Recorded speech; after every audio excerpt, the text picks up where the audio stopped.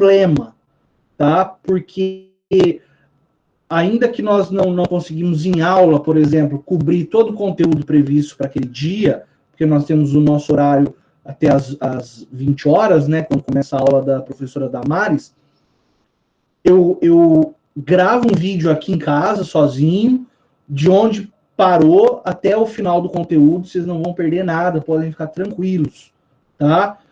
Eu só os alerto para o seguinte aspecto: Direito Civil 1 e 2, como são conceitos basilares que você vai usar inclusive em outras matérias, é bastante coisa, né? Você não precisa ficar assustado ou assustada. É bastante coisa, mas vocês não vão perder uma vírgula do conteúdo. Isso eu prometo, é um compromisso que eu firmo com vocês, tá? Nem que seja preciso que eu grave aqui sozinho, no nosso estúdio, aqui com esse banner lindo atrás, não é? Para que vocês tenham o acesso a todo o conteúdo proposto na ementa. Então vamos lá. Ó, agora eu estou lendo aqui o plano, tá? Então tem lá os objetivos do curso, não é? Uma disciplina formativa destinada a criar nos estudiosos uma mentalidade jurídica, proporcionando bagagem cultural, e aqui cultura jurídica, né? Para a compreensão dos conceitos juscivilísticos fundamentais. Como eu disse, a matéria de Direito Civil 1 ela é basilar para o curso, não só para a nossa matéria, especialmente de Direito. Objetivos de aprendizagem: proporcionar aos alunos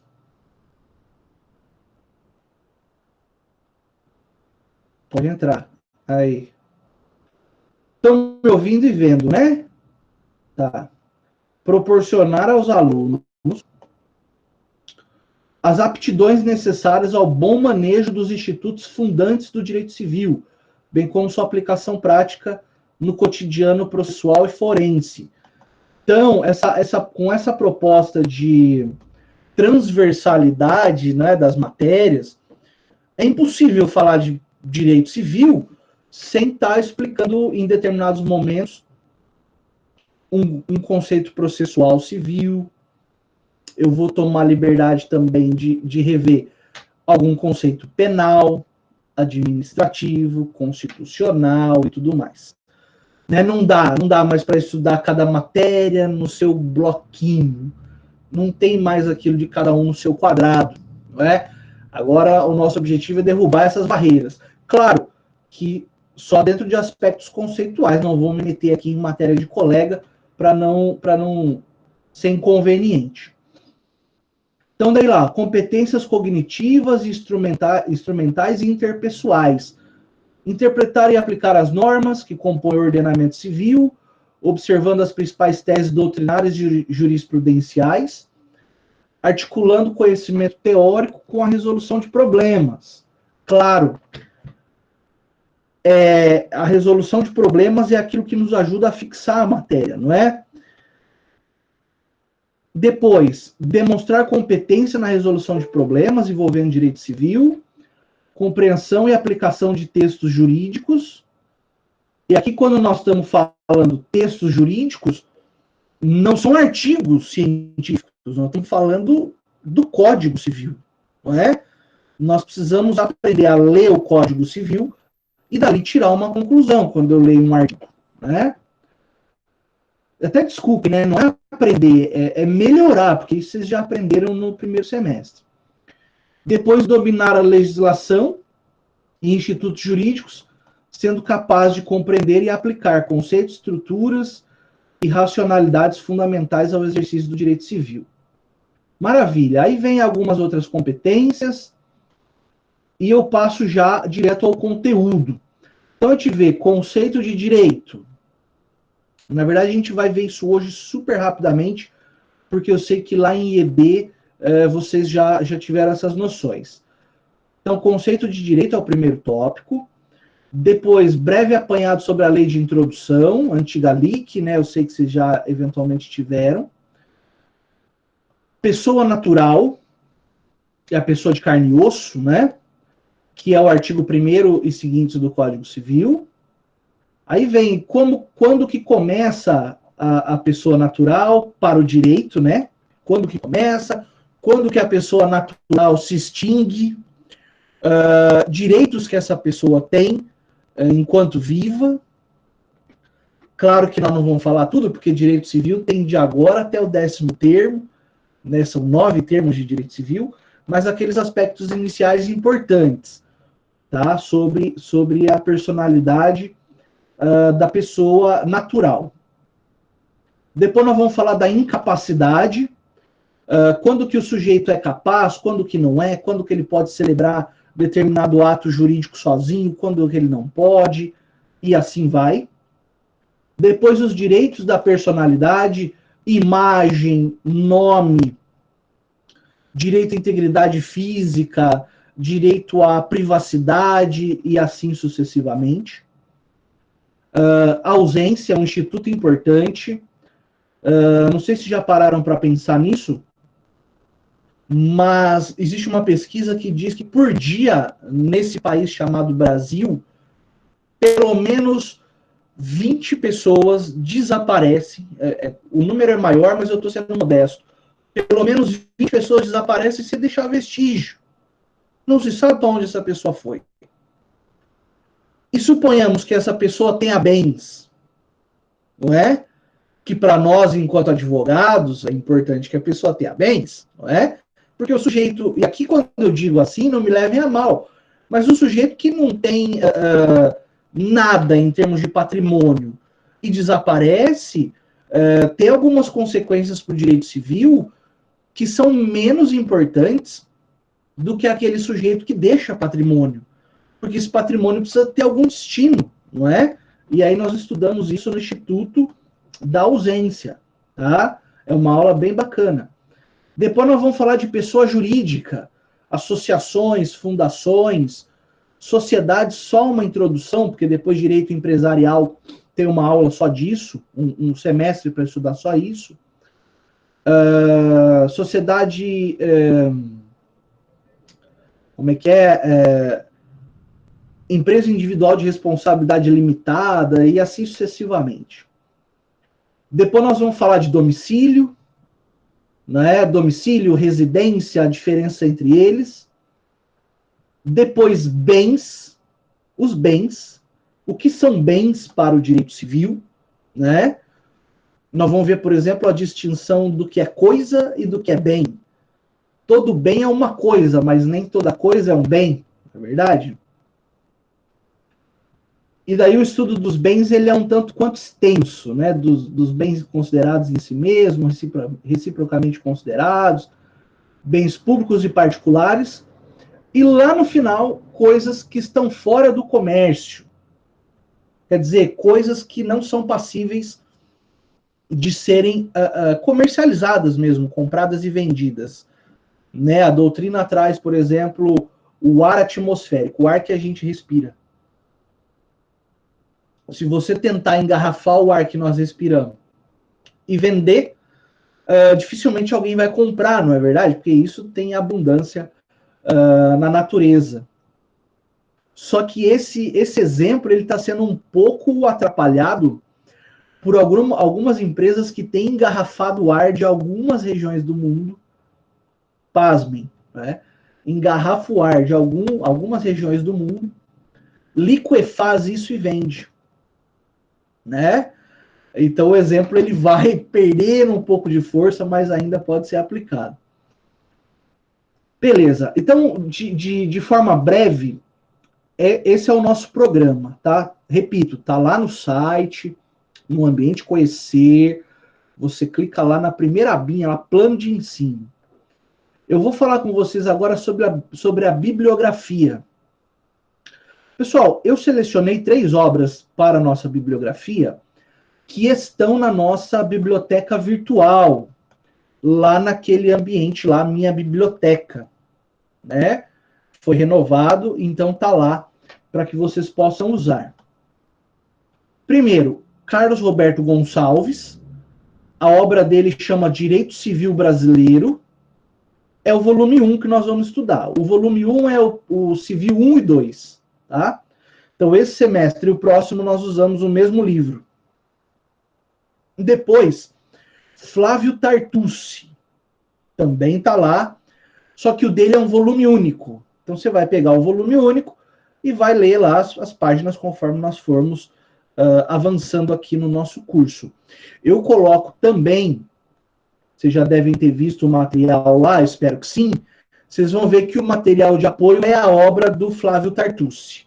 Então, conforme nós vamos progredindo, eu vou separando o tema que é preciso e coloco lá para vocês já. E uma terceira obra básica é o livro do professor Pablo Stouzy, Galiano, tá? Manual de Direito Civil, também volume único. Também tem lá na biblioteca. Se não tiver lá o volume único, você vai pegar o volume 1 dele, o primeiro volume, que vai suprir também a nossa necessidade. A mesma coisa com o Flávio Tartucci. Tá? Você pode pegar ou o volume único ou o primeiro volume da coleção. Sempre fica talvez uma pergunta, né? Qual o livro que o professor recomenda? Pessoal, eu acho assim, o melhor livro é aquele que você lê e se adapta com a linguagem do autor, né? Porque nesses passos iniciais, por assim dizer, do curso, todos os livros vão tratar dos temas, todos eles. Então eu preciso que você separe um tempo do seu dia, dê uma lida lá em 5, 10 páginas de cada obra e veja aquela que você gosta mais. A nossa biblioteca virtual tem muitos mais livros de direito civil, além desses 3 que eu recomendei. Então você dá uma olhada. Ah, não, professor, eu gosto de seguir o livro que o professor segue. Ótimo, não tem problema nenhum. Você vai se sentir mais à vontade? Tranquilo.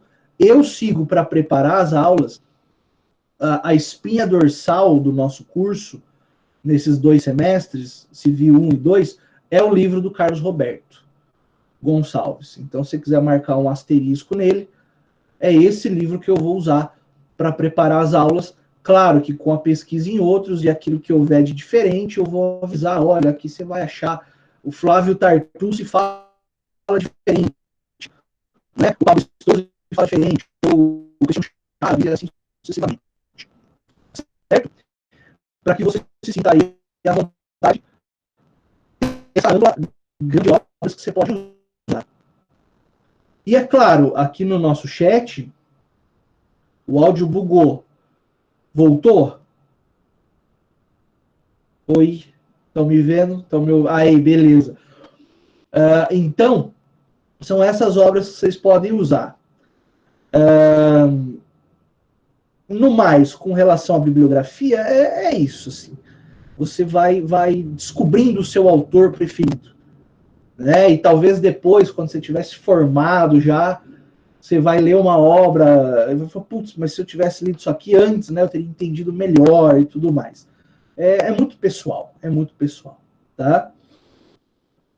Por exemplo, o direito penal, quando eu fiz faculdade, era recomendado o livro do professor Fernando Capês, né? E daí, depois que a gente passa do início do curso, que a gente já se sente mais doutor, mais doutora, não, mas o Capês é uma linguagem muito simples, eu quero algo um pouco mais complexo. E daí você acaba abandonando o Capês, por exemplo. E depois agora, voltando, estudando para concurso, assistindo videoaulas do Capês, voltei a ler a obra dele, e na minha modesta opinião, não tem autor mais didático no direito penal no Brasil hoje. Né? Não só hoje, ele está no mercado há quantos e quantos anos.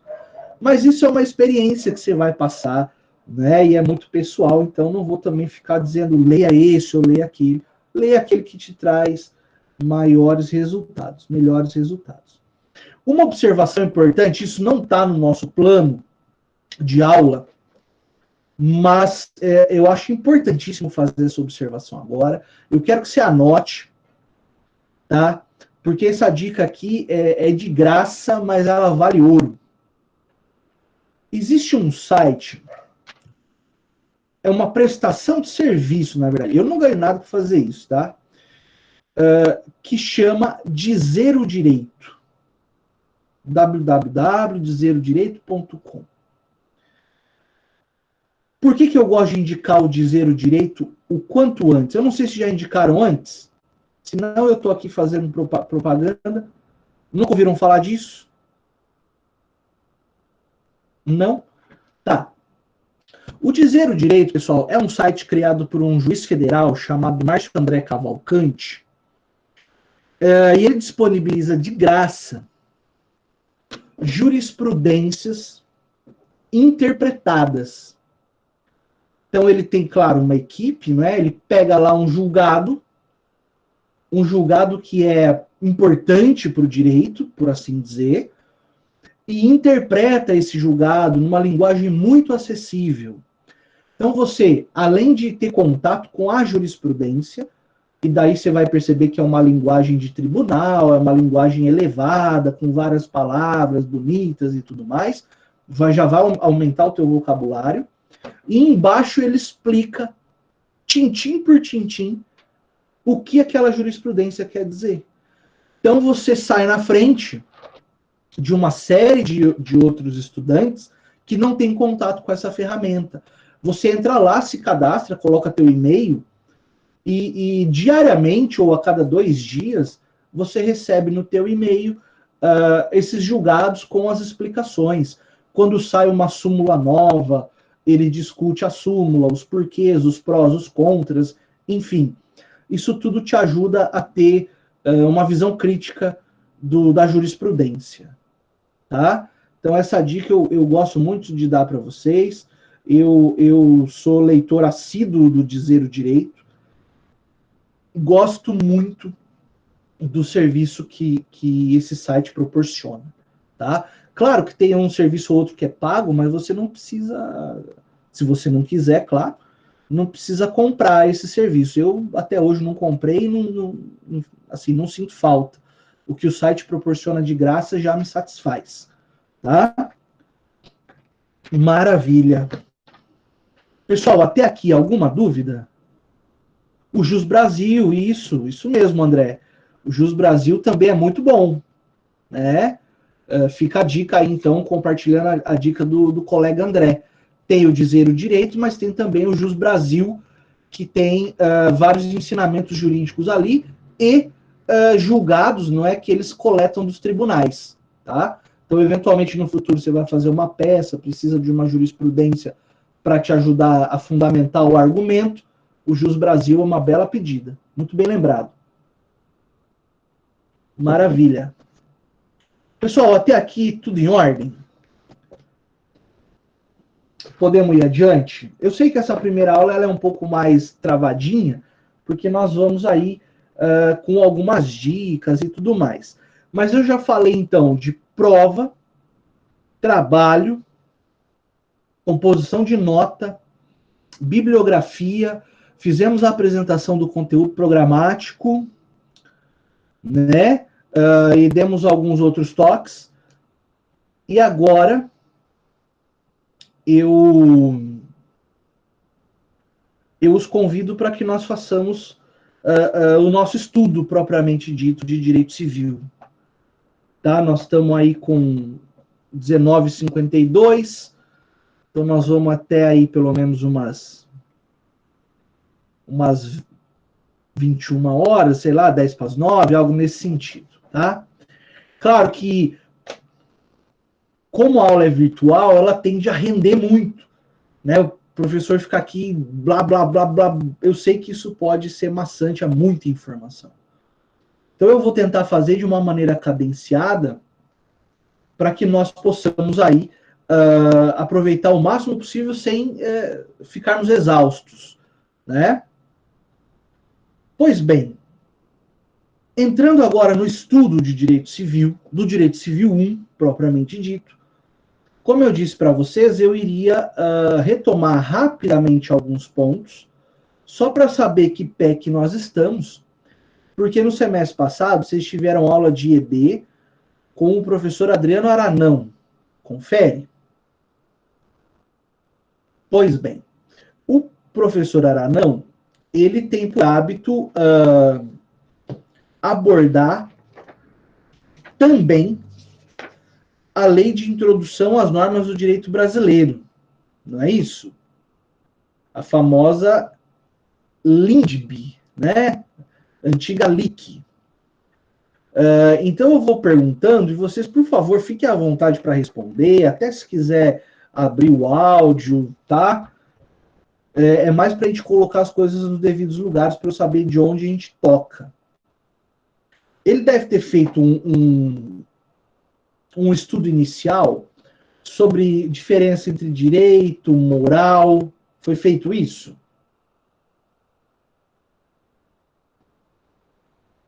Foi feito. É bem aquele meme, né? Quando a gente está presencialmente, a gente pede para os alunos ficarem quietos, né? Mas quando a gente está longe, a gente pede para vocês falarem, né? Ó, então foi feito, né? Esse primeiro contraponto, o que é direito, o que é moral, aquela ideia do Rudolf von Ehring, né? Do direito, que o direito tem que ter coerção, direito sem coerção é fogo que não queima, não é algo nesse sentido, né? Que é aquela obra A Luta pelo Direito, que é uma obra importantíssima. Vocês fizeram caso Exploradores de Caverna? Deu para fazer mesmo virtualmente ou não? Se não, em outro momento a gente consegue. Ah, foi feito, ótimo. Então aí teve lá a distinção entre direito e a moral, os círculos, né? A moral, o círculo maior, o direito, o círculo menor, porque nem tudo que é moral é direito, mas tudo que é direito é moral, e assim a coisa foi, ótimo. Depois, provavelmente deve ter tido um contraponto entre direito natural e direito positivo, sendo o direito natural aquele que é dado pelos deuses, né, um conjunto de direitos que é inato ao ser humano, a pessoa já nasce com esses direitos, e assim sendo, não existe força jurídica que possa destruí-los, porque eles são inerentes à simples condição humana, como direito à vida, direito à dignidade. Foi feito isso, direito natural, depois direito positivo, aquele que é imposto pelo Estado, é uma força jurídica, e assim, sendo esse direito positivo, pode ser subtraído sem maiores consequências. E tudo isso foi falado, né? Tá. Então vamos adiante. Depois acredito que foi feita uma diferença entre direito objetivo e subjetivo. Direito objetivo, aquele que está posto na lei, está objetivado, está positivado, codificado, eventualmente. Enquanto que o direito subjetivo é o direito que o indivíduo tem de se valer do direito objetivo para a proteção dos seus interesses. Isso tudo foi falado? Tem que me dar um oi, eu fico sem saber. Porque senão eu dou um toque aqui rapidinho.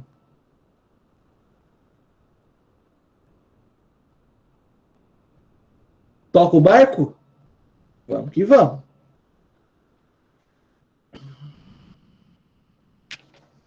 Tá. Depois, uma distinção entre direito público e direito privado. Isso deve ter sido feito também, né? Com a observação de que essa separação ela vai, dentro em breve, ela vai ser abandonada, não é? Porque existe uma interação maior atualmente entre o direito, tanto que alguns doutrinadores falam que, na verdade, a divisão futura será entre direito coletivo e direito individual, né? Mas isso é tema para um outro momento de conversa. Tá, beleza. Aí falou de fontes também, né? Tenho certeza. Fontes do direito, fontes materiais, fontes formais. Né? A fonte material é a fábrica e a fonte formal é a vitrine do direito, não é isso? Fonte material de onde o direito provém e a fonte formal como ele se revela para a sociedade. Ótimo. Na sequência, só para a gente ir revendo, foi falado de ED, em ED, perdão, as normas do direito brasileiro, introdução às normas do direito brasileiro, antiga LIC, né?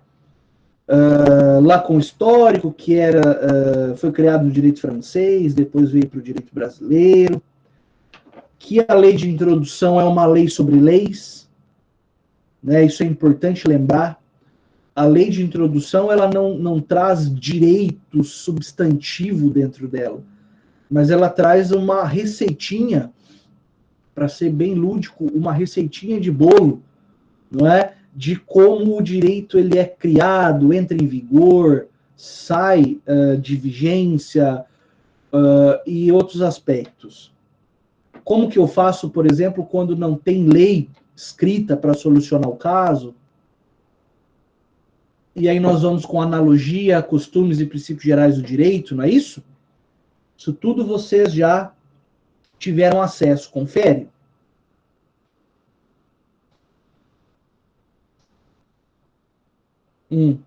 Beleza. E é claro, né, que em lei de introdução, nesse primeiro semestre do curso, provavelmente vocês devem ter visto até o artigo 6º da lei de introdução. Porque a partir do artigo 7º, nós já estamos falando de direito internacional privado, né? Um outro ramo que vocês estudam no 10º termo. Tá? Mas só para a aplicação das leis no espaço, né? Do artigo 7º até o artigo 19º.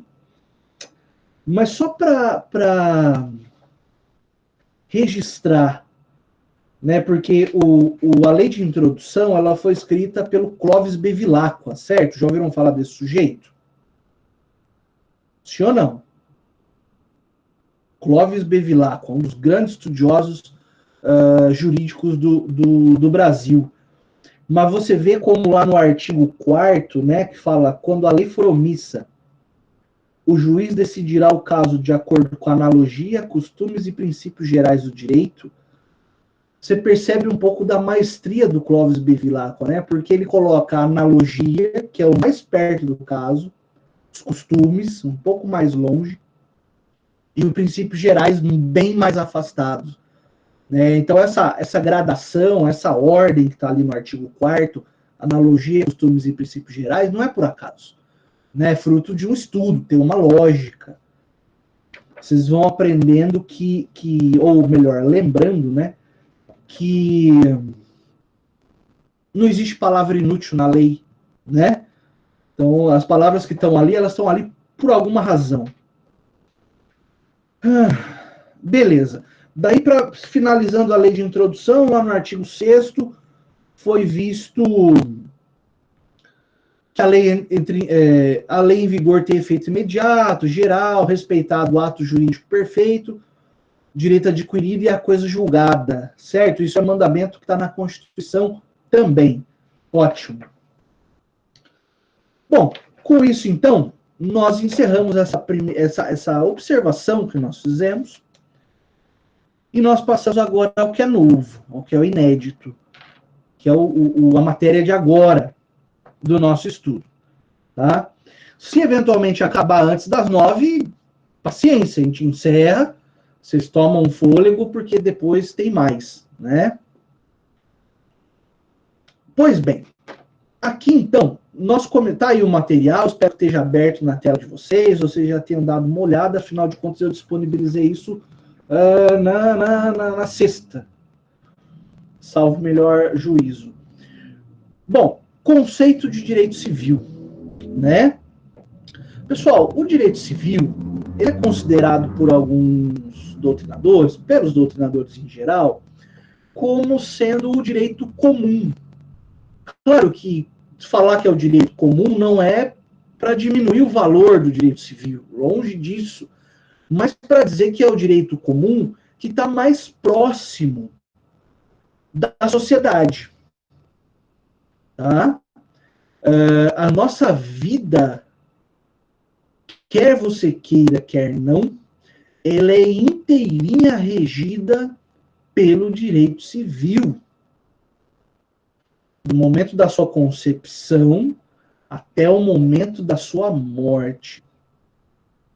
E, inclusive, aqui faço um parênteses que nessas primeiras aulas a gente acaba tocando muito no tema morte, né? Mas é porque a morte é um evento importante para o direito civil, né? Ela traz algumas consequências, tá? Por exemplo, a abertura de inventário, né? Ó, que beleza, para o advogado civilista aí, não morre alguém, já tem trabalho para ser feito, tá? Então é o direito comum nesse sentido. Vocês vão encontrar no material aí que algumas pessoas dizem até que é a Constituição do homem comum, né? Porque invariavelmente está conosco sempre o direito civil. Então, como está no material aí, eu vou sempre procurar seguir a ordem do material, tá? O direito civil está conosco desde a concepção. Então, desde quando a pessoa é concebida, ela nem nasceu ainda, turma, tá? Mas ela já é, em certa medida, protegida pelo direito civil. Claro que durante a vida, depois do nascimento com vida, aí a pessoa casa, a pessoa firma contrato, compra, vende, aluga, permuta, enfim, faz uma infinidade de negócios ou de atos jurídicos. E o Código Civil está acompanhando, né? E até com relação à morte. Eu tenho lá no 10º termo um semestre inteirinho para tratar do que acontece depois que a pessoa morreu, que é o famoso direito das sucessões. Para onde vai a herança? Tem testamento? Não tem? Quem pode herdar? Quem não pode? Por quê? E assim a coisa vai. Tá certo? Então, tudo que há de mais simples na tua vida pessoal e na tua vida de estudante agora, né, terá direito civil. Diferente de outras disciplinas, como, por exemplo, o direito penal, não é? Ai, Deus me livre, né, de ter um direito penal decidido na minha vida. Quer dizer que eu fiz vítima de crime, não pratiquei crime, né? Então, deixa pra lá. Só trabalhar como advogado juiz. Mas isso que eu disse também foi só para quebrar o gelo, vocês não acabaram não perdendo muita coisa. Voltou? Voltou? Então vamos de novo. Eu dizia o seguinte, nesses últimos segundos, que o direito civil é muito mais presente na nossa vida do que outras áreas do direito, como, por exemplo, o direito penal, né? Como, por exemplo, o direito tributário, processual penal, que incidem em momentos muito específicos do dia a dia da pessoa. O direito civil, não. Você dorme e acorda com ele. Tranquilo?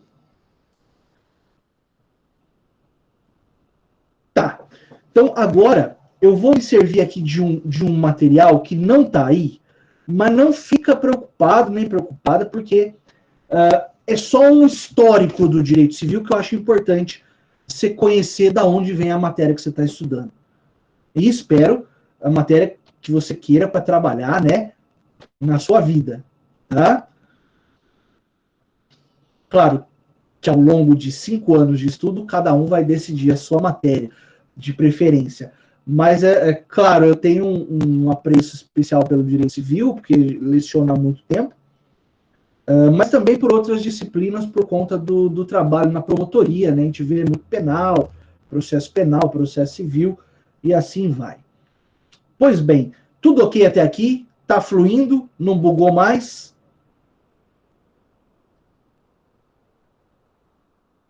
Então vamos embora.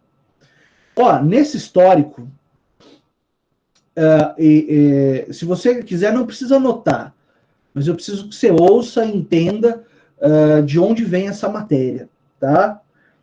E vocês perceberam também que essas minhas aulas não vão ser ditadas, tá? Por quê? Porque nós economizamos tempo E não que eu esteja com, não que eu tenha pressa, não é isso.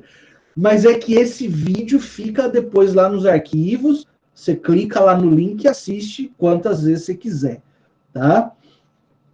Ó, começa a nossa história aqui no direito romano, tá?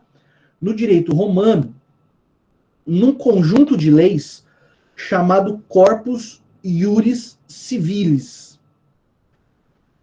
O direito romano era dividido basicamente em dois grandes ramos: direito civil e tudo que não era civil. Simples assim. A gente pode simplificar: civil e penal. Eram os dois grandes ramos do direito na época. Então, o que vinha para o civil? Tudo que não era penal. Claro que na época já se discutia questões, por exemplo, relativas a patrimônio, a direito de família. O próprio professor Reinero colocou isso para vocês nas aulas de antropologia, né? Então não vou me arriscar aqui a falar abobrinha depois de vocês terem passado pelo Reinero. Mas então veja, o direito na época do direito romano, ele espelhava o interesse do Estado em apaziguar os conflitos, tá? E não o interesse particular. Ótimo. Então, a prevalência do interesse estatal. Depois, esse direito romano ele vai até 1804, na França. No período pós-Revolução Francesa, no ano de 1804, nós tivemos o Código Civil do Napoleão Bonaparte. Então, eu vou repetir. 1804, o Código de Napoleão.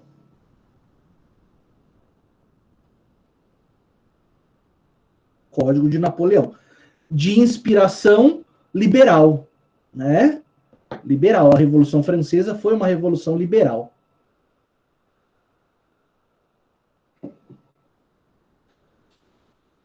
Inspiração liberal. Ótimo.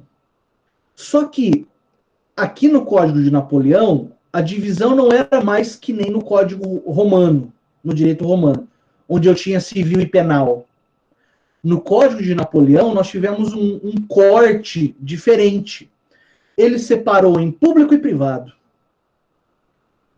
Então, ou as disciplinas jurídicas eram de direito público, por exemplo, direito penal, vocês já aprenderam lá no primeiro semestre, a divisão, ou era direito privado, notadamente o direito civil. Né? O direito civil é o direito privado por excelência. Então, eu tinha essa separação entre interesse particular e interesse do Estado. Né? Diferente do direito romano, onde predominava o interesse do Estado. Para esse código liberal, você veja que como tudo são ciclos, né? Mas para esse código liberal do século XIX, 1804, existiam relações privadas nas quais o Estado não se intrometia. Liberalismo puro. Então eu repito, vocês estão anotando, estou vendo aí os colegas estão anotando, eu repito. Havia relações privadas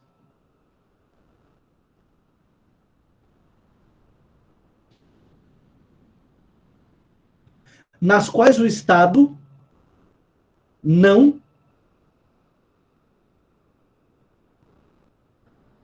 se intrometia.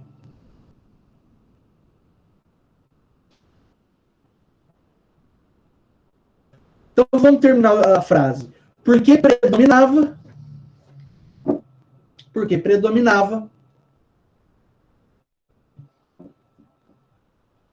o interesse privado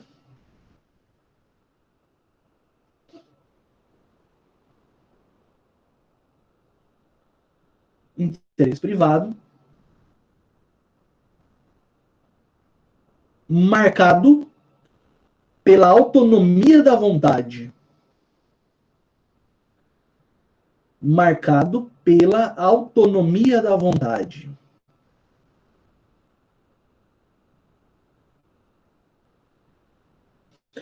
Ponto. Se fosse em sala, era mais ou menos isso que ele estaria fazendo. Ponto. Então, veja. Aqui, turma, o Estado separa um grupo de relações jurídicas, como, por exemplo, contratos de compra e venda, contratos de trabalho. Lembra que falamos da Revolução Industrial? Onde os contratos de trabalho eram brutais com o trabalhador. O Estado não se metia para estabelecer salário mínimo, jornada mínima de trabalho. É essa a ideia. A ideia é igualzinha. Porque o que o Código francês entendia nessa época? São pessoas adultas, capazes, que entendem o mundo, que estão negociando. Então aqui o Estado não põe o dedo, negocia do jeito que achar melhor. Porque se o Estado se intrometesse, seria uma afronta à vontade dos contratantes. Tá certo? Nessa época surgiu uma cláusula que até hoje existe no nosso código, só que hoje ela é abrandada, que é uma cláusula chamada de pacta sunt servanda. Pacta, P-A-C-T-A, pacta, sunt, S-U-N-T, servanda, com S. Pacta sunt servanda. Espera aí que eu posso mandar no grupo aqui, se vocês quiserem.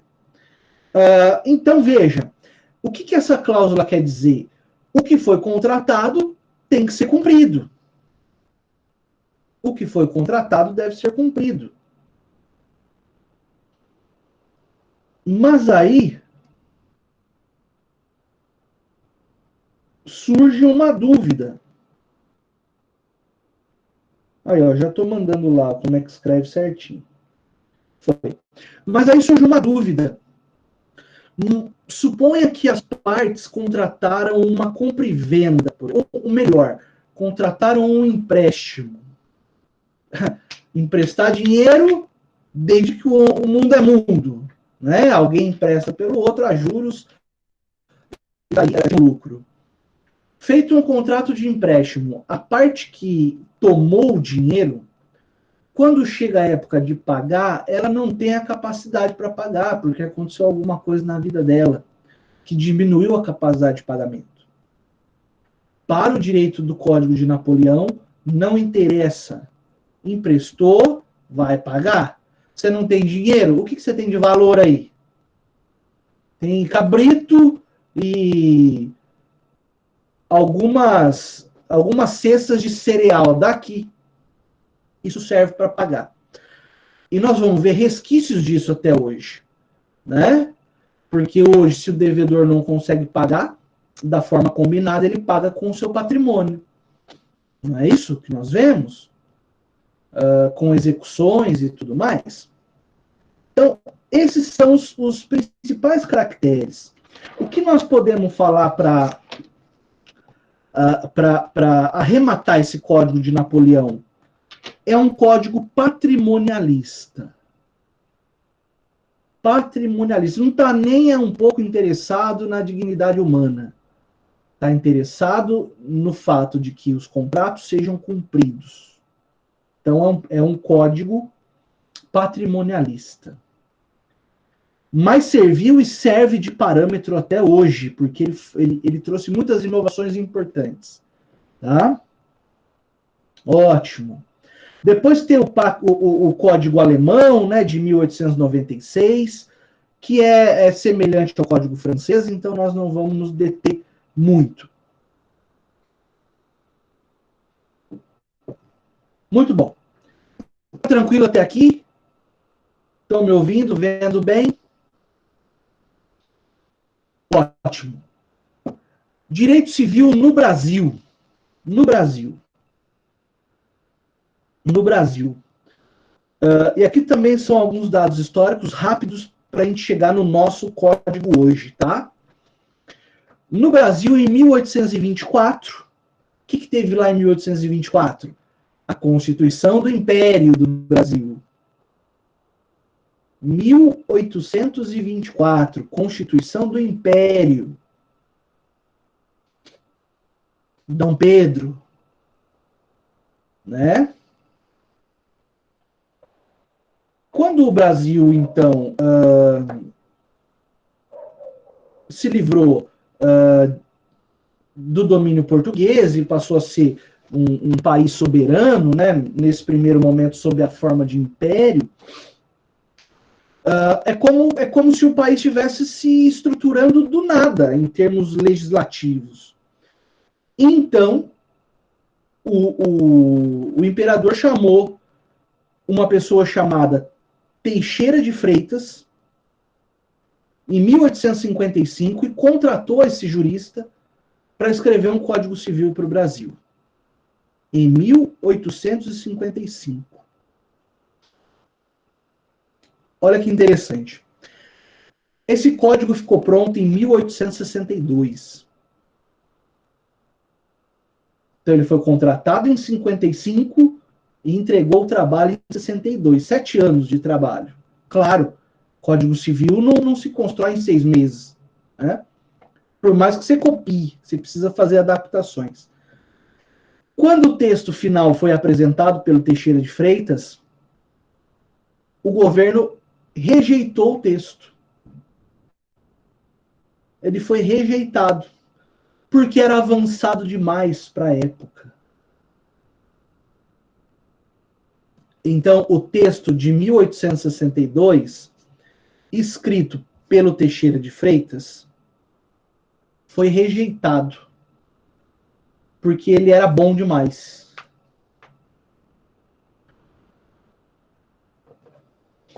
Curiosíssimo isso, né?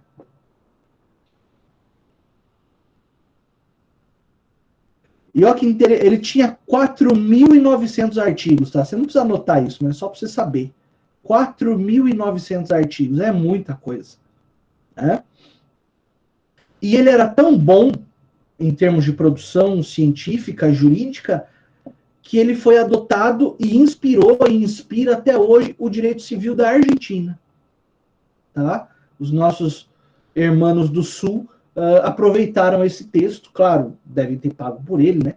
E a partir de então passaram a usar o Código do Teixeira de Freitas. Beleza, então até agora, desde 1824 a 1862, o Brasil não tem Código Civil. Tá? Como é que resolviam as querelas, os problemas? Usando inspirações do Código francês. Aí no ano de 1899, fim do século XIX, então, um sujeito chamado Clovis Bevilacqua, já ouviram falar dele, inclusive nessa aula, foi contratado para escrever um novo Código Civil, ou o primeiro Código Civil. O Clovis Bevilacqua entregou o trabalho no ano de 1916. Portanto, 17 anos de trabalho. Certo? Estamos juntos até aqui? Então, o primeiro Código Civil brasileiro. Vamos lá. O primeiro Código Civil brasileiro foi assim, ó. O Brasil, em 1899, contratou Clovis Bevilacqua para escrever um Código Civil que foi entregue em 1916. O Corinthians já tinha 6 anos nessa época, né? Porque o Corinthians é de 1910, o código foi entregue em 1916. Que é o famoso, turma. Todas as leituras de direito civil que vocês forem fazer daqui para frente, os doutrinadores fazem menção ao Código de 16. Tá? Pois não, Carla?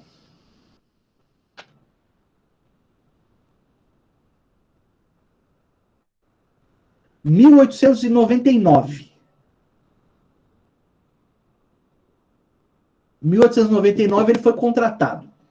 São só datas para a gente ver como que demora a fazer um Código Civil.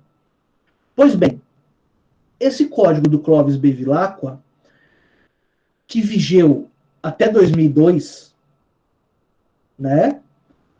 Esse código do Bevilacqua, ele era extremamente individualista, Isso é importante que vocês tenham essa noção.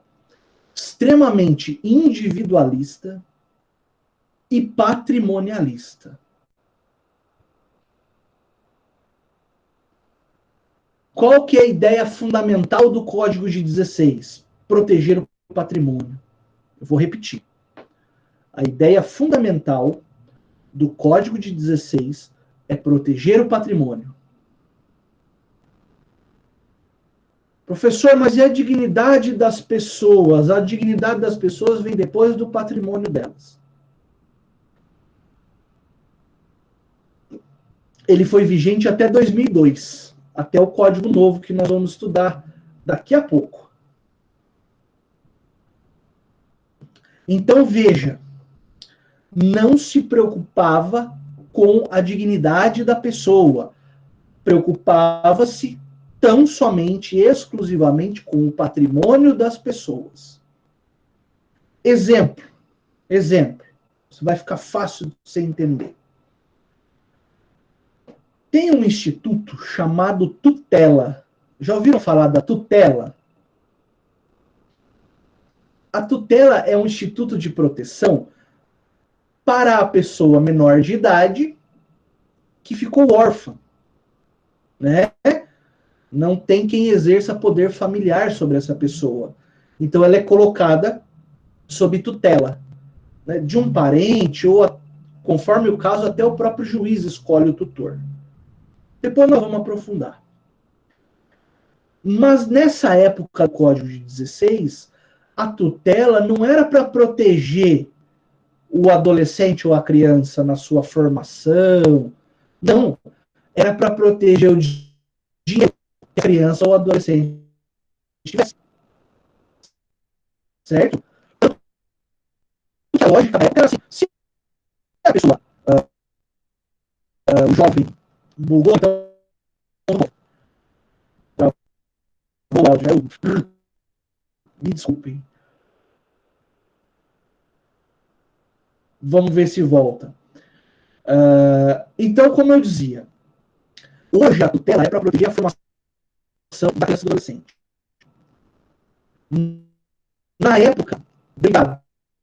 Obrigado, GK, Carla e tudo mais. Eu vou de novo.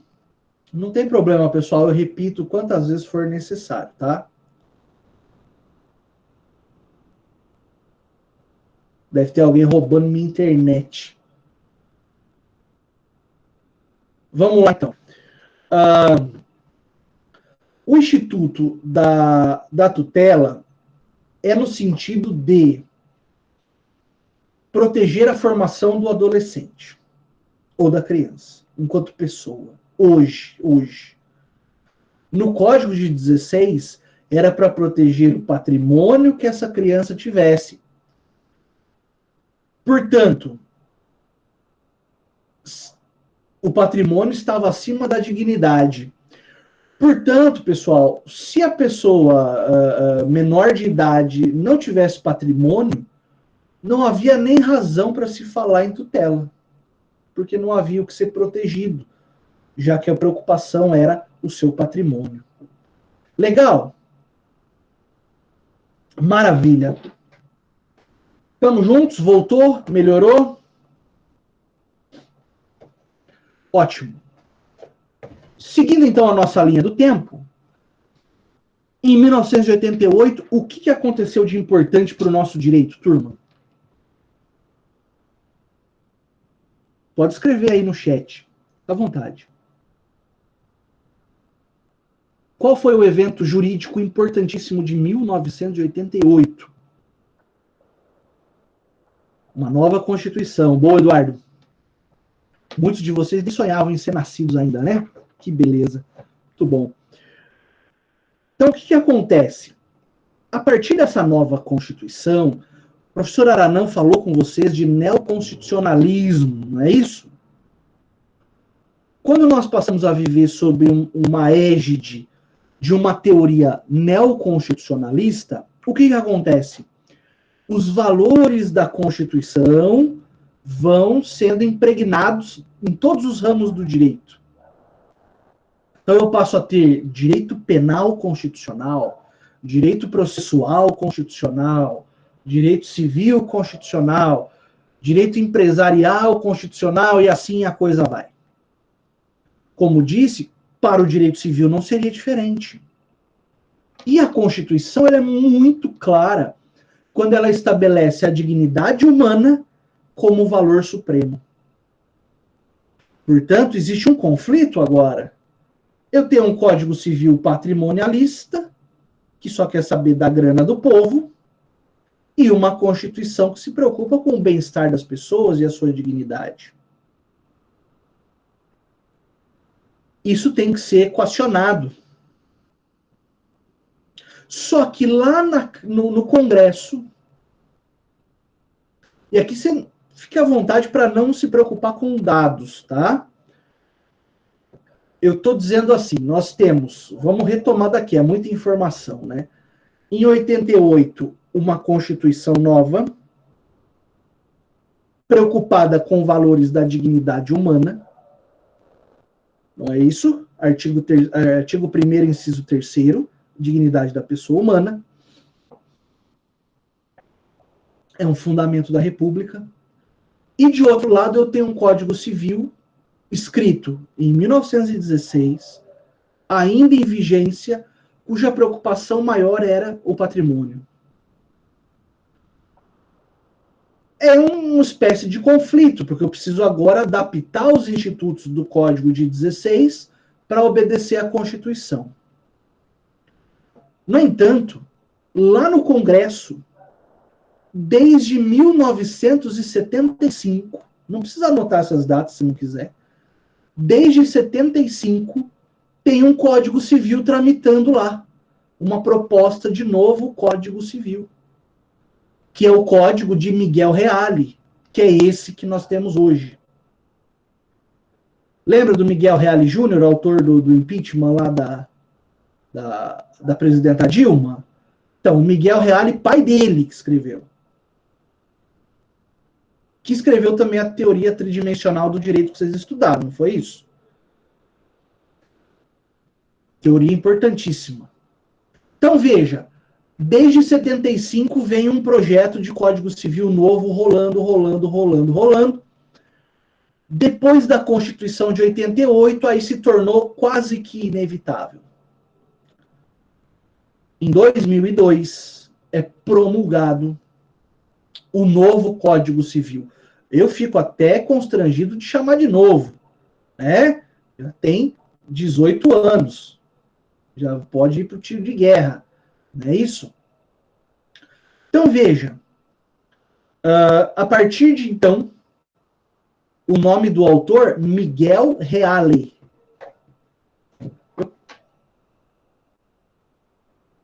Eu consigo escrever aqui? Ah, consigo. Por aqui, ó. Miguel Reale. Está aí no chat. Então, nós temos um novo Código Civil. Em 2002. Certo? Maravilha. Tá funcionando? Travou? Tá ok? Ótimo. Só que antes de falar do Código de 2002 propriamente dito, eu quero falar antes desse tópico do material, que é o direito civil constitucional, né? Que está aí no material de vocês. Bom, o direito civil constitucional é a constatação, é a verificação de que a Constituição trata de vários institutos de direito civil. Se você olhar no artigo 226 da Constituição, você vai ver direito de família. Se você olhar no artigo 5º, inciso 20 da Constituição, acho que é esse o inciso mesmo, você vai ver lá associações. Se você olhar no artigo 5º, inciso 4º, se não me engano, você vai ver direito à privacidade, intimidade, nome e assim por diante. O que nós percebemos, então, é que a Constituição, nesse movimento neoconstitucionalista, traz uma série de conceitos que antes, nunca antes, foram inseridos numa Constituição. Da mesma maneira, você vai achar conceitos de direito penal, diretrizes de direito administrativo, ambiental e por aí vai. Portanto, agora, turma, o direito civil tem que ser analisado sob uma nova tábua de valores. Isso tudo está no material, por isso que eu não estou ditando. Qual que é essa nova tábua de valores? Os valores são dignidade, liberdade, igualdade, solidariedade social, né? Que são os valores que orientam o nosso Estado democrático de direito. Portanto, é preciso, como eu disse agora há pouco, reinterpretar o direito civil de acordo com a Constituição. Por isso que o Código de 16 não ia durar muito mais mesmo. Né? Ou reformava ou fazia um novo. Como já tinha um novo em trâmite, foi mais fácil. Dentro dessa temática, nós falamos aí, está no material, eficácia horizontal dos direitos fundamentais. Isso aqui a professora Elisângela também vai falar, tá? Em direitos humanos. Mas é melhor, então, que nós dois falemos para vocês veem a matéria duas vezes, fixa melhor. O que é a eficácia horizontal dos direitos fundamentais? Primeiro, o que é direito fundamental, concorda? Essa seria a primeira pergunta a ser feita para que nós lembremos. Os direitos fundamentais são aqueles direitos, garantias, proteções que estão na Constituição. Então, eu repito. Os direitos fundamentais são direitos propriamente ditos,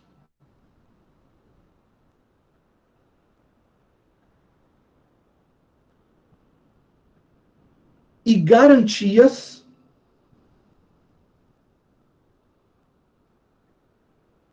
previstos na Constituição.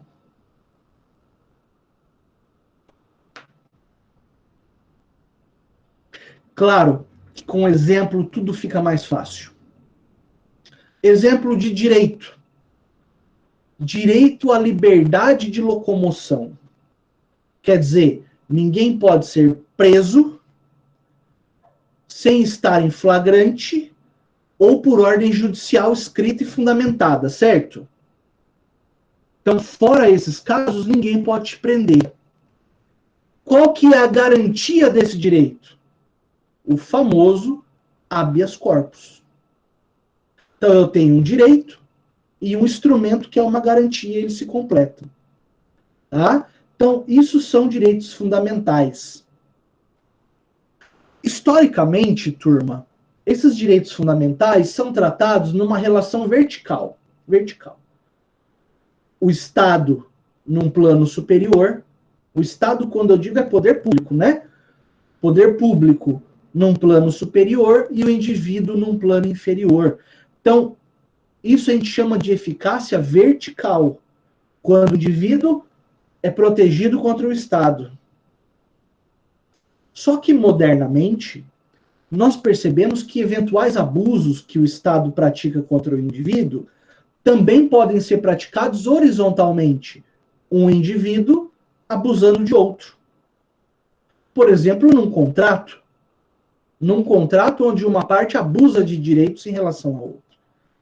Para que esses abusos não aconteçam, é prevista, então, uma eficácia horizontal entre iguais, entre pessoas particulares. E aqui pode ser pessoa natural ou pessoa jurídica, pouco importa. Para que esses direitos fundamentais também estejam presentes nas relações entre os particulares, entre aqueles que não são Estado. Certo? Entenderam essa ideia? Mais um exemplo. Esse exemplo ele ficou emblemático, é um julgamento histórico, por assim dizer. Se estiver travando, vocês me dão um aviso, tá? Isso, Ana, eu vou explicar com exemplo, vou repetir com exemplo. Imagina a situação. sujeito é músico profissional. Você sabe que todo músico profissional, ele precisa não. Ele pode fazer parte de um sindicato de músicos, sindicato da categoria. Que nem o metalúrgico faz parte do sindicato metalúrgico, o professor faz parte do sindicato de professores, e assim vai. E um belo dia, esse músico, estou usando músico que é o caso concreto, né? Um belo dia, esse músico recebeu uma notificação que ele estava expulso do sindicato. E ele pensou, mas, bom, até segunda ordem eu não fiz nada errado, estou com as minhas mensalidades em dia, eu não quero ser expulso do sindicato, eu quero ficar no sindicato. E aí, Ana, olha que interessante. Ele entrou com uma ação judicial para ser reintegrado ao sindicato. Claro que essa ação chegou até o STF, e lá o STF falou, não pode expulsar ninguém de sindicato ou associação sem direito de defesa. O direito de defesa é um direito fundamental que nós temos. Todo mundo que é processado tem o direito de se defender. E quando eu falo processado, não é processo só no fórum. Pode ser um processo administrativo no sindicato, por exemplo. E assim sendo, como a expulsão foi sem direito de defesa, aquilo que nós chamamos de devido processo legal, como não teve o devido processo legal, a expulsão foi anulada e o indivíduo foi reintegrado ao sindicato de músicos, para que então pudesse valer o seu direito à ampla defesa e tudo mais.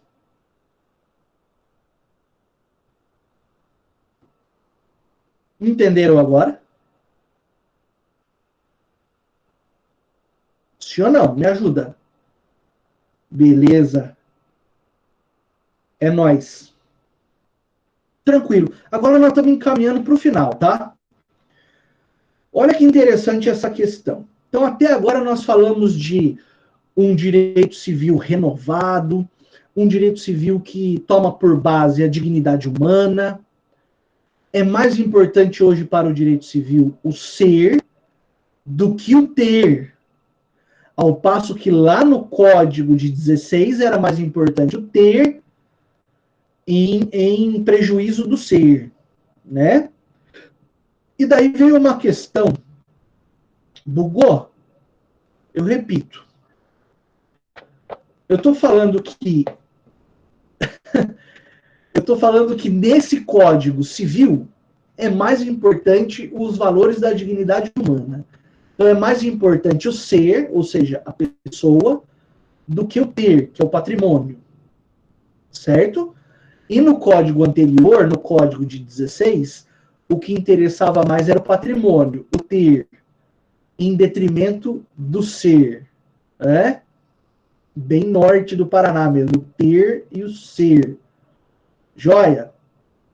Então, a partir desse novo desenho do direito civil constitucionalizado, que já conversamos, veio uma pergunta num concurso, salvo engano, para juiz, e eu queria compartilhar com vocês. Uma questão assim, ó, o direito civil está em crise. Esse conceito de crise não é tão presente na nossa sociedade. E daí perguntaram, o direito civil está em crise? Ora, essa é uma pergunta, claro que é capciosa, né? Ela quer induzir o candidato a uma resposta, eu penso, mas a resposta é muito simples. Porque se crise, tudo parte do conceito da palavra crise aí, né? Se crise quer dizer que o direito civil vai sumir, vai desaparecer, não. Nós sempre teremos uma disciplina de direito civil. Agora, se crise quer dizer mudança de paradigma, saindo lá de um paradigma patrimonialista, não é? Preocupado com dinheiro, para agora um paradigma humanitário, preocupado com a dignidade humana, aí nós podemos falar que o direito civil está em crise. Certo?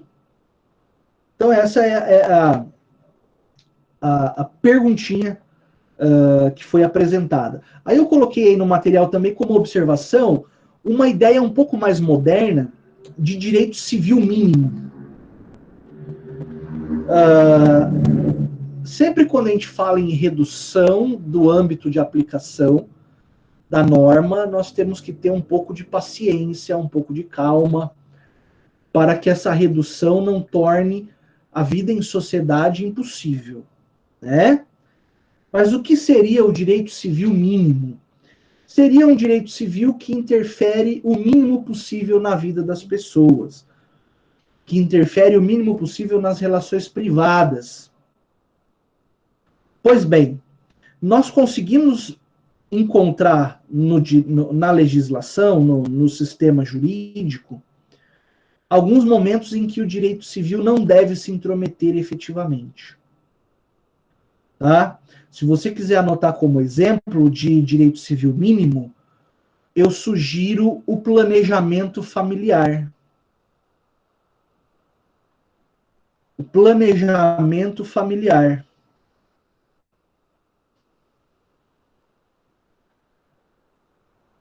Então, o planejamento familiar é um exemplo de direito civil mínimo.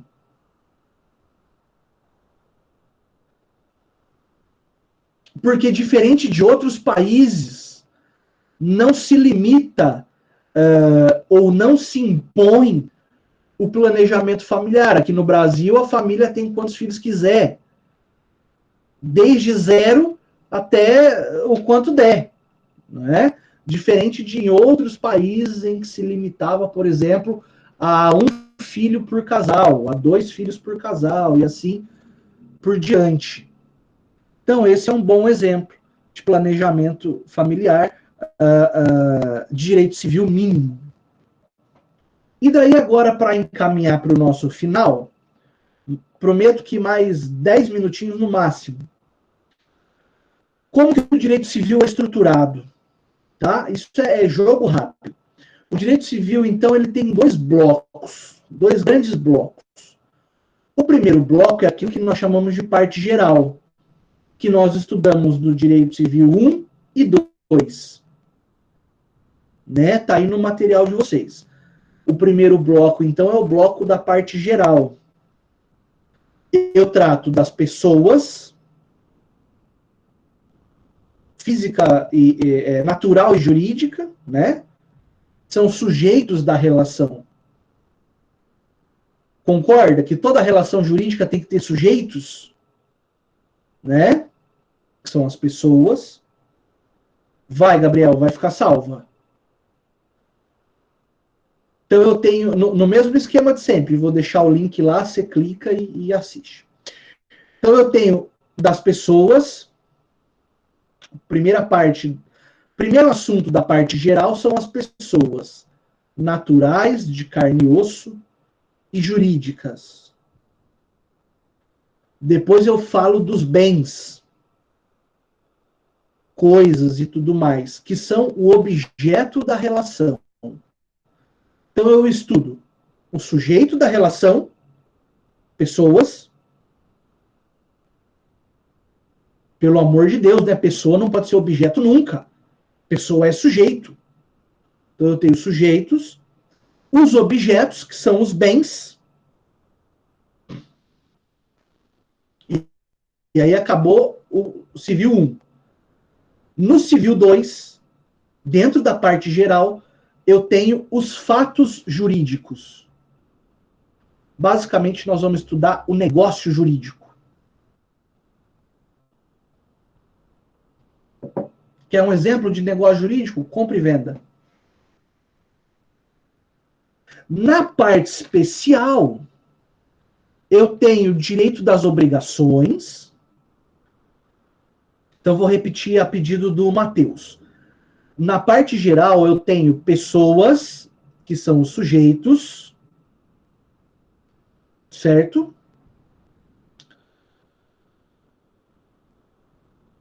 Mas tá ouvindo, Gabriel?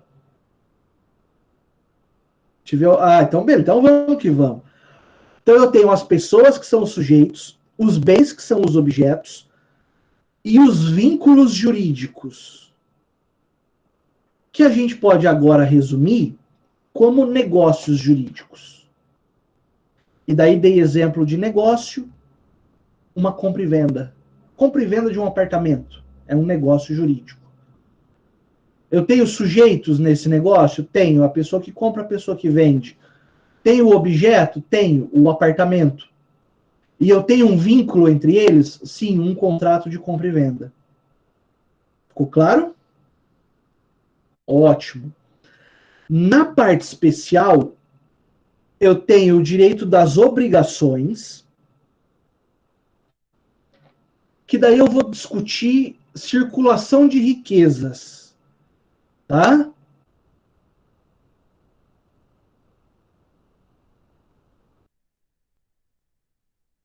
Nos contratos em geral. Tem o direito das coisas, onde eu vou estudar, por exemplo, a propriedade. Daí eu estudo o dono da coisa em relação à própria coisa. Então, o sujeito é dono de um automóvel. Eu estudo. Então, de novo, no direito das coisas, eu estudo a relação entre a pessoa e o objeto, o dono e a coisa. Eu sou dono de um veículo, quais direitos eu tenho sobre esse veículo? E no finalzinho do curso, direito de família, casamento, união estável, relação com filhos e assim por diante. E o direito das sucessões, o que acontece com o patrimônio depois que uma pessoa morre. Tá? Tranquilo até aqui?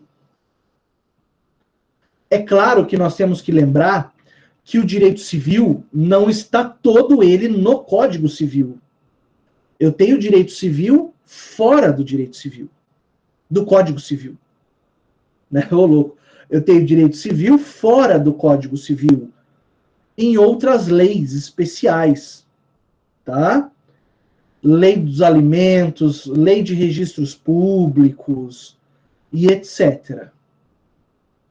Da mesma forma que direito penal não está inteiro no Código Penal. Eu tenho direito penal fora do Código Penal. Por exemplo, na lei de drogas, na lei de associação criminosa, organização criminosa, crime de trânsito, armas e assim a coisa vai. Legal? Para nós arrematarmos o encontro. Último tema.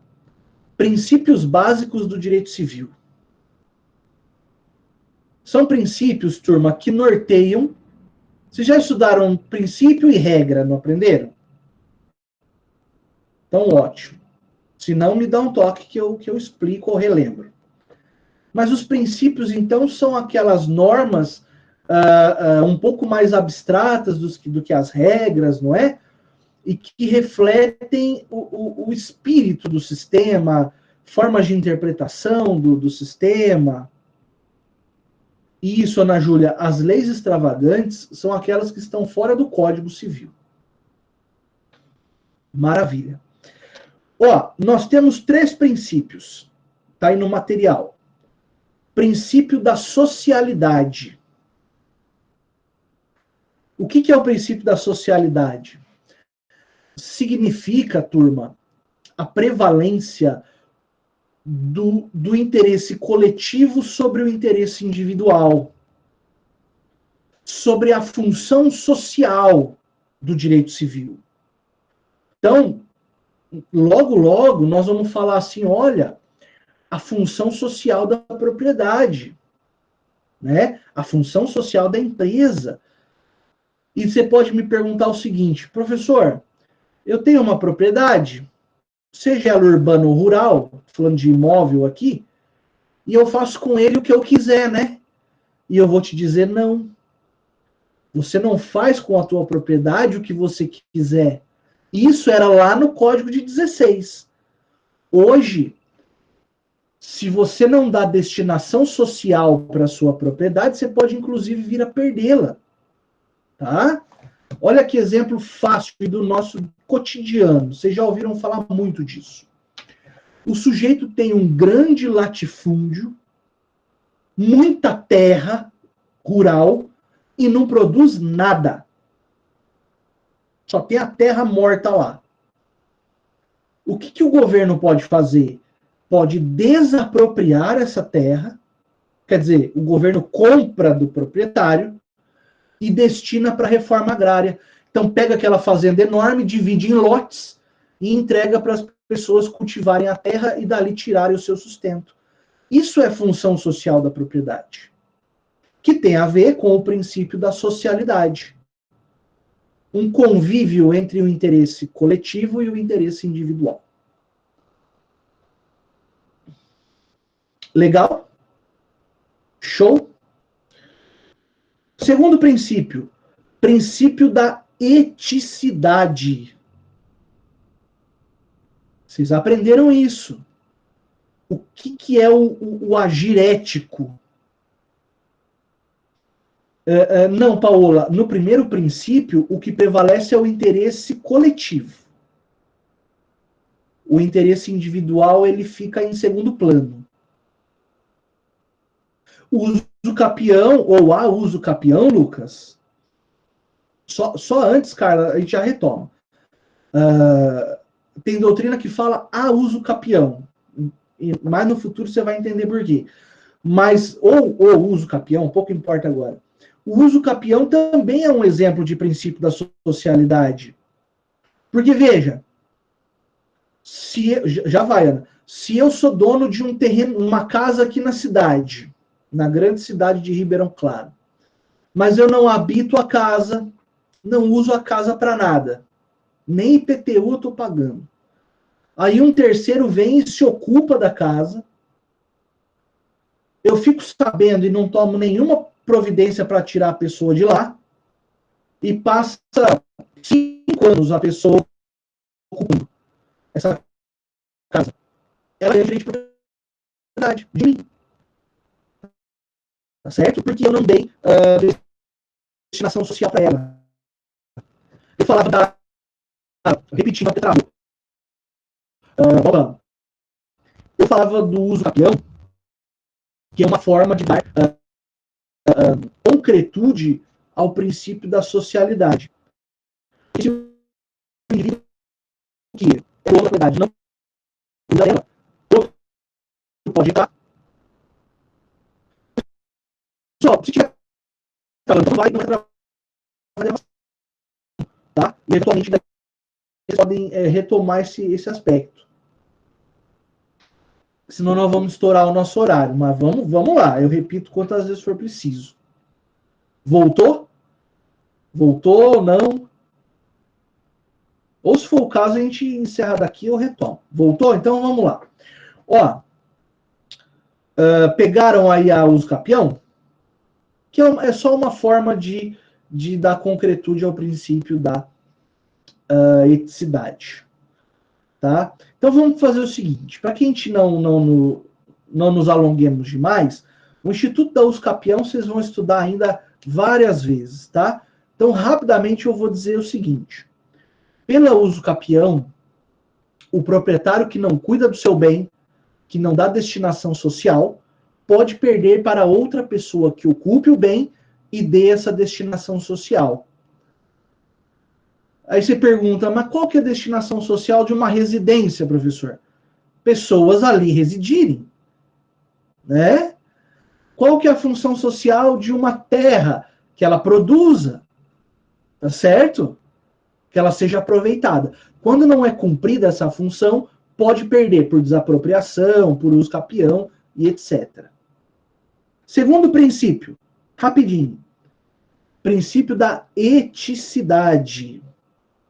Tá no material, viu, turma? Tá no material. Eticidade. Quer dizer, o agir ético, né? Tomando a pessoa humana como fonte dos valores. Sempre nesse sentido, kantiano até. Né? Já estudaram Kant, que a pessoa ela é sempre um fim em si mesma. A pessoa não pode ser usada como meio. Né? E aqui nós temos boa-fé,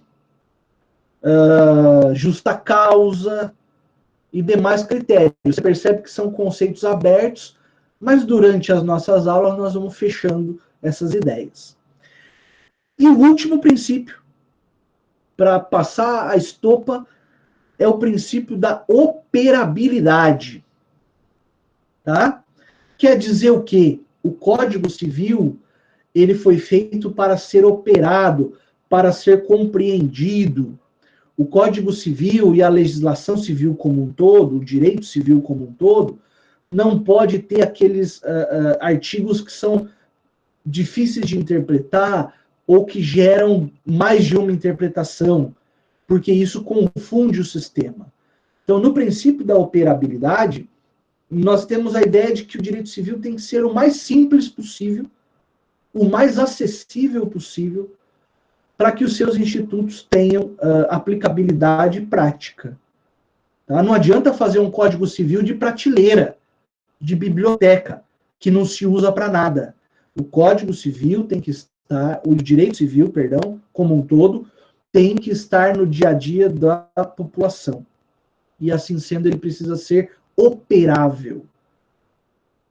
Tá? É claro que a pessoa leiga não vai ter a mesma facilidade que nós temos para operar o direito civil, né? Mas para os estudiosos, o Código Civil tem que ser operável, aplicável no dia a dia. É a tentativa, então, de afastar complexidades, perplexidades do Código Civil. Legal, turma? Ó, mais uma vez eu peço perdão aí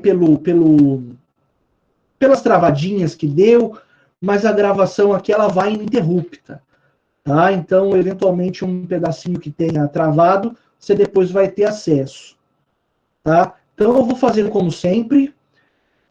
Você vai lá na abinha Aulas ao Vivo, mais tarde vai estar lá o link, você clica, ele vai abrir no YouTube, lá no meu canal. Aí você clica, compartilha, dá like, comenta, tá certo? Não é assim que os youtubers falam? Para os novos alunos, muito bom ter vocês conosco, tá? Espero que vocês se sintam aí muito à vontade e vamos juntos construindo essa nossa disciplina, tá certo? Eu vou encerrar então. Brigadão a todos pela presença, viu? Continuamos assim com essa presença maciça, porque fica mais fácil da gente aprender, né? E daí, então, eu vou encerrar a gravação e depois eu lanço lá. E na quinta-feira, nesse mesmo horário, nós vamos falar sobre projeto integrador, tá bom? Um abraço a todos, muito obrigado e boa aula para vocês aí depois do intervalo. Tchau, tchau.